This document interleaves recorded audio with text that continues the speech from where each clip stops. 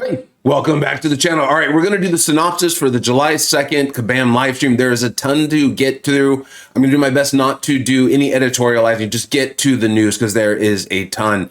They started off with the Saga overview. Basically, there's going to be different boosts, things like we had Thing last week, I think it was, going to be Human Torch as we move forward. Just essentially, it's kind of more of what we've gotten used to already from this saga. Next was this whole new side quest. This is Fantastic Force recruitment. It's going to run through July 16th through August 6th. 1 week after the EQ, they barely made a point to let us know this does not change how many rewards I guess we get from the side quest. They've condensed what is normally rewards into this, so do not worry about it. This is going to be the 2 stars. Everyone's going to be on a playing field, the even playing field, so we're all going to get these 2 stars. Everyone's going to get 52 of them, and if I heard them correctly, and I'm pretty sure they said exactly this, we're actually going to get to keep them. This is going to be the side quest with ranked elements, a 7-star high evolutionary as a prize. The number 1 prize will actually get a SIG 200, 7-star high evolutionary, who we'll cover later in this. And then the scoring is going to be based on building the strongest squad possible. This seems very different than anything we've ever seen in MCoC. I think some people are going to love it. Some people aren't going to enjoy it as much. It did look really cool. Karate Mike there did play it quite a bit, kind of showed it. It looked like a fun thing to do as a way to spend some time. I'm sure I will be live streaming it there. And then let's go and look at the rewards very quickly here. Here they are. And you can see these are the ranked rewards. So it seemed like there's going to be milestones. So people are just kind of playing it casually more and get through it. And then people really want to dive into it, play a ton. 7-star high evolutionary. You can see we got Titan shards. We've got 7-star shards. This looks really, really cool. I want to see how it gets implemented. But for a first go, this sounded very, very cool. I'm excited to see this sort of thing coming into the game.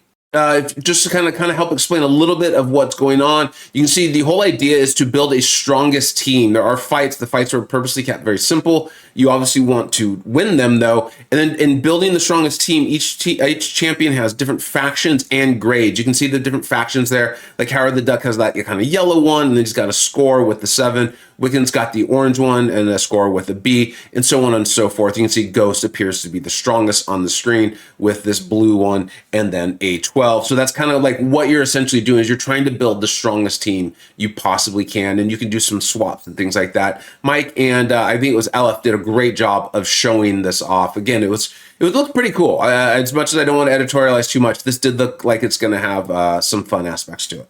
Moving along, they got into the Saga attack boost, kind of references at the beginning of this video. There's going to be in the EQ and the side quest. You can see the different ones. This next one coming up is going to be Human Torch. Do a little bit more energy damage, that sort of thing as we go along.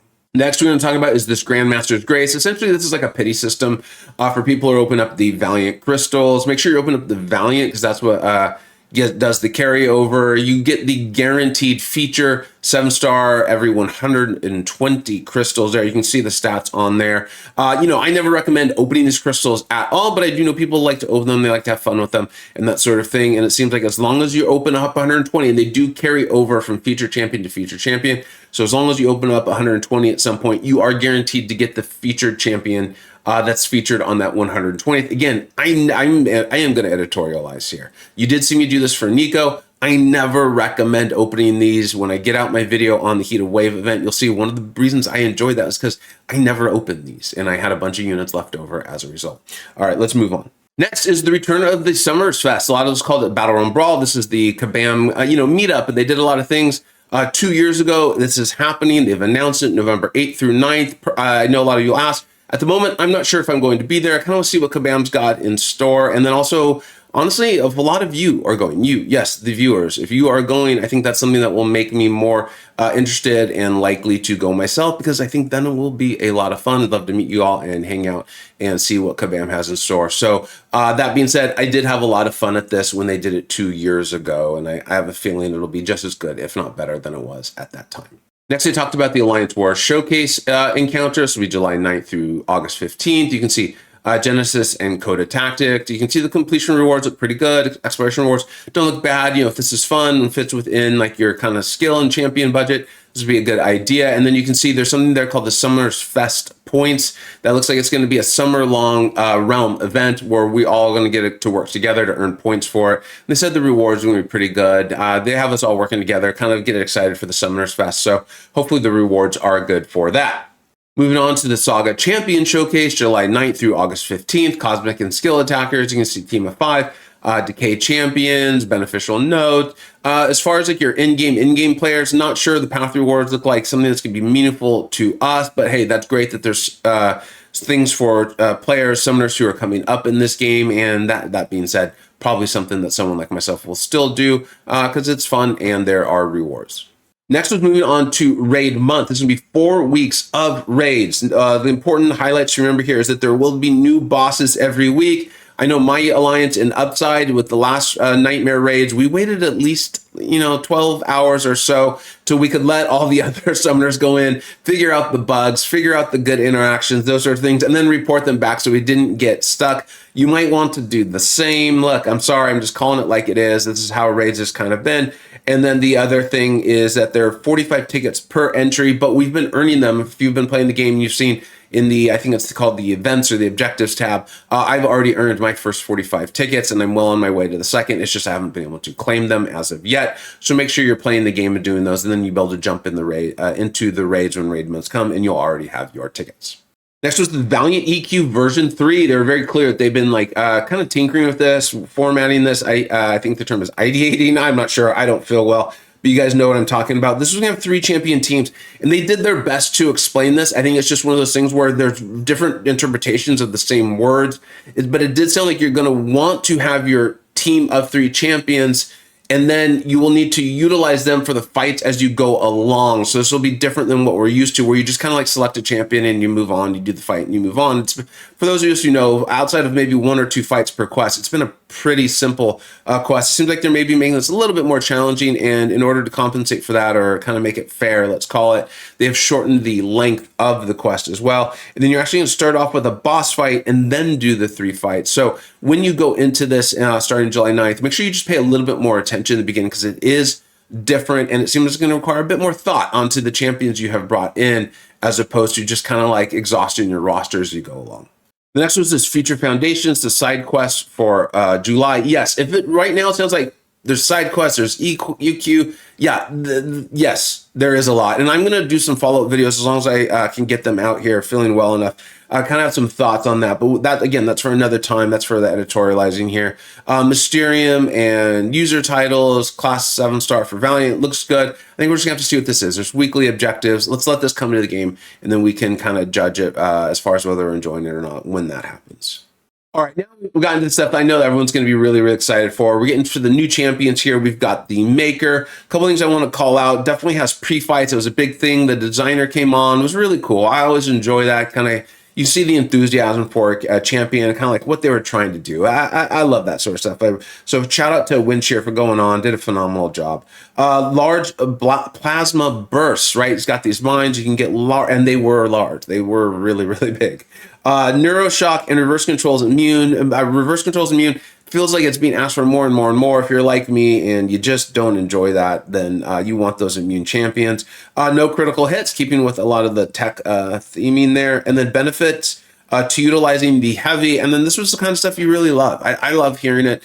Is the designer there even worked with the animations department and was like, hey, look, this heavies are going to be really important to the Maker. Can we make sure he's got a decent heavy here? And they did show it. He being Witcher, did show that the Maker could heavy into onslaughts. Heavy, absolutely love that. For those of you who played like Tuma or things like that, and you're like a champion that's wanting to heavy a lot, and they've got this little tiny heavy, you're like, what was the point of that? And so this designer went above and beyond here, it seemed, and took care of that. Really, really excited for the Maker, and it seems like the deep dives will be out this weekend, so that should be fun. The second champion coming out this month is the High Evolutionary. I want to be clear that it was, I was like, hey, this looks like it's a defender, and then they found out said, this is a defender, one you're going to want to be aware of. Seems like you're going to need to fight him in a mixed master sort of way, meaning like you need to alternate what sort of hits you're doing, so I think that's going to be difficult too. He also has an auto block, which thankfully cannot parry you, but still. Immune to buffs from champions, so what that means is he's not technically buff immune like your Titanias or your Red Guardians, but if someone tries to put buffs on him, think of like how Kushala puts those ignition buffs on a champion, not going to happen, not going to happen, but he could still get the precision from dexterity, and then there's immune to rupture and neutralize. They did kind of like remind us, hey, there's also Solvar, yes, coming in August. August is absurdly packed, in my opinion, way too much. But Solvark will be coming in August. They showed us a quick snippet. Did look pretty cool. Big dude. I'm pretty pumped up for him, to be honest. And strong against energy damage. They even called that out, which is often prevalent in mutants, which would fit the class will, because it looks like Solvark will be tech. In kind of leading into my thoughts on August, and I'll probably do a separate video on this so I can editorialize at length. Launching in August with Solvark is also Balance Batch number 1, the long-awaited, only 1 decade to get to buff to Patriot, and then we also have buffs to MCoC and Yondu. Will be coming live in August. It looks like there's going to be balance details coming very, very soon. Not sure how soon. If I'm available, I will cover at that time. But yes, the long-awaited buff to Patriot is actually finally coming to the game in August. They then went on to do like kind of a roadmap sort of thing. They covered a bunch of stuff that's already been done. I think just letting people know that these things have happened. And then we went on to the BG's update. Some of it sounds good. There's some things that very much concern me. I am going to do my best to get a video out on that literally today. The big stuff was the red section here, the in progress, the shuffle signet. You're going to add on top of what you already have. In other words, one of the biggest issues with the shuffle, or the biggest source of frustration, was you do the shuffle, but you then literally get the same champions. And so what it sounds like they're going to do is you will get to keep those 3. Let's say you had 3, you hit the shuffle button, you're going to get 3 more, but you also get to keep the option of the 3 you already had, giving you a total of 6. Sounds pretty powerful. I'm curious to see if they actually implement in that game. Because you think about it, when you shuffle with 5, that means you're now choosing from 10 champions. That's a lot for a game that relies on RNG as much as they do. The next one, this is where I wonder about this one. Whitelists and blacklists. Now, whitelist essentially is your champion can't be banned. Your champion can't be banned, which I can see a lot of people really enjoying. I could also see your smaller accounted players, your players spending less, really not liking that, not being able to ban a champion. And then on the other side, you've got a blacklist, meaning that like you literally can't use these champions in the mode that month. Now, they said it's going to be limited to the Gladiator circuit, but one of the biggest complaints about War, amongst many, is that, hey, I've ranked up this champion and now I literally can't use them. So in a game that's wanting to sell champions and sell rank up resources to rank up these champions, they now are literally telling you, guess what? You can't use them in War, and you might not be able to use them in Battlegrounds. I understand the motivation for this. I just don't know if it's going to land that well. You tell me your thoughts, and like I said, I'm going to do a full video on it. And then something called the Little Leagues. They use this specific example of like an uncollected player making it through and then having to fight your Valiant rosters. And as someone who has a free-to-play account, I understand that can be incredibly, incredibly frustrating. So that could be pretty cool there. Moving on, they were talking about the development of the event quests and the auto scaling. They specifically mentioned the Elder difficulty there. You can see the 2 different difficulties. And this was something that they talked about a few months ago, if I recall correctly, kind of updating with your story progression. And then also your top 30 prestige. Not only will the quest get more difficult, let's say, but also the rewards will be titrated to how difficult the quest was, which was based on your milestone. And then, of course, your prestige as well.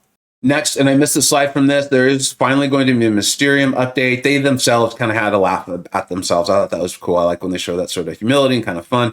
The Mysterium store needs to be updated. That is coming very, very soon. And then there's going to be the weekly Alliance Super event. So anyone who's enjoying the personal daily super event, looks like the Alliance one is too. I think this will be a boon to your more mature players pretty early on. I think you pass the place where the Alliance event is meaningful to you. So I'm looking forward to that. Next, they talked about that there's going to be a sigil update going in July 21st. This is really interesting to me because I was very clearly told I was illogical for saying I did not find value in the sigil itself. This was very recently. And it appears as though someone at Kabam found the idea that, yeah, they needed to add some value to it. And so they're doing that in July 21st. I guess sometimes illogical thought and illogical people sometimes get something. And so I think that does make a lot of sense. And I'm glad to see that they're updating the sigil. Next was the new relics. It sounds like they're coming in August. They are green. They were very excited about their greenness. They are going to focus on one primary attribute. Now, they didn't say exactly what that means, but I assume what they mean is like crit or crit damage or something like that. I assume it's similar to our stat focus on our 7 stars, and then there's going to be 1 secondary. So there's going to be very different than the Battlecast relics we have now that just really enhance a whole thing. And they did talk about how, look, that requires a ton of testing and development. Then we still end up with scenarios, and I've shown this to you, like Guardian stocks are up so insanely powerful, and a lot of that's due to the relic. A similar scenario with Venom, very good champions, but taken to levels I don't know if Kabam intended. Now we have another slide here. We're going to kind of look at that. This is here is the relic info, newly formed shards. So this kind of stinks, right?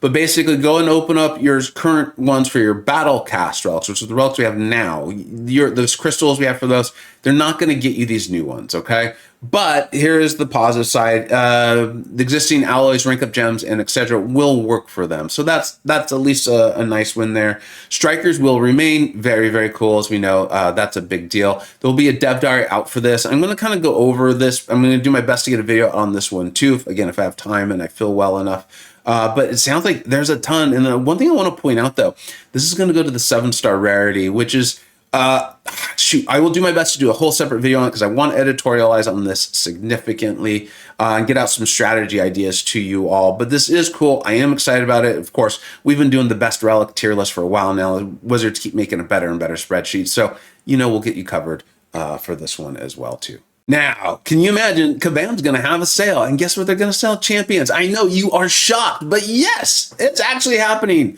The interesting thing is there's not one in July. I mean, I guess the heat wave event does go into July. So keeping with the theme, keeping very, very consistent here. In August, there will be the Rebirth event. It was previously called the Legends, then the Reunion. You can see all the information there, and there is going to be a whole new batch of champions. One things they did point out, and I do think this was cool, is that these champions all did receive a buff. Now, they did call them tune-ups, and they're very clear on this. So we're going to need to analyze and evaluate each champion for their own sake, right? Don't just assume that they're going to be as powerful as like Mr. Sinister or something like that. We've been through this before. I will do my best to cover every single one of these champions, rank them for you, let you know what they're going to be good for, where they're going to be good, and those sorts of things. And this will go into my video that I'm going to do on the Heatwave sale. I'm going to kind of talk about this, is the idea that like Kabam might have a sale every single month. That doesn't mean we need to participate in it every single month. And I think that is really key for us being happy and enjoying the game. And I will continue to show you and talk to you about that. That being said, if these are champions you really enjoy, like I literally know people who are massive fans of every single one of these champions, and they are probably extremely excited. And I do love that about this game and for my friends and these players and these viewers. That being said, just because Kabam has a sale doesn't mean we need to buy things. Let's keep that in mind. I think that might be a new tagline for this channel. We don't have to buy something just because it's being sold. All right, let's go ahead and move on to the next thing. My boy, Mr. Knight, I'm pumped up on this. You've been a fan of the channel. I was so pumped up. I loved the show, the Moon Knight show. Mr. Knight was a big part of that. So they finally showed us, and the one thing that we can see, and unfortunately the screenshot I took doesn't show it, he is going to have a sleep passive. Now, they made it clear that his kit is not locked and those sorts of things, but even Mr. Karate Mike, that guy he is a player. He does play the game. So I think sometimes that leaks out every once in a while. Someone who plays the game, they know what it's like to be a player, and he did point out that there is a sleep passive. So I got to report that for y'all. I'm pumped up. I want this champion bad. I'm holding on to a lot of my skill resources for this. And then last but not least, I know why a lot of you tuned in. They save it to the end tonight, so they do some chronological order. Words are hard sometimes, especially when you're not feeling well. There's the promo code, drops in July 25. As usual, let me know what you think I got right. Let me know what you think I got wrong. Keep an eye out for my editorializing videos on definitely Battlegrounds changes. That is concerning to me. Big concern. And then the Heatwave sale definitely just ties into things. Remember, I think this is the new tagline, or one of the new taglines. Yes, the art of taking fun seriously. And 2, just because something's on sale doesn't mean we need to buy it. Thank you so much for watching. Take care.